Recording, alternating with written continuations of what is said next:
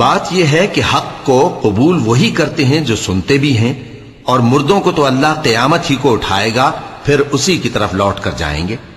اور کہتے ہیں کہ ان پر ان کے پروردگار کے پاس سے کوئی نشانی کیوں نازل نہیں ہوئی؟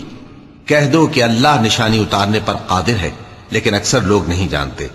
اور زمین میں جو چلنے پھرنے والا حیوان یا اپنے پروں سے اڑنے والا پرندہ ہے، ان کی بھی تم لوگوں کی طرح جماتے ہیں۔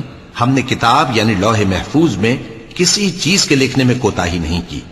پھر سب اپنے پروردگار کی طرف جمع کیے جائیں گے، اور جن لوگوں نے ہماری آیتوں کو جھٹلایا وہ بہرے اور گونگے ہیں، اس کے علاوہ اندھیروں میں پڑے ہوئے ہیں۔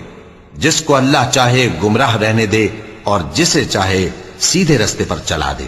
کہو کافرو بھلا دیکھو تو، اگر تم پر اللہ کا عذاب آ جائے یا قیامت آ موجود ہو تو کیا تم ایسی حالت میں اللہ کے سوا کسی اور کو پکارو گے؟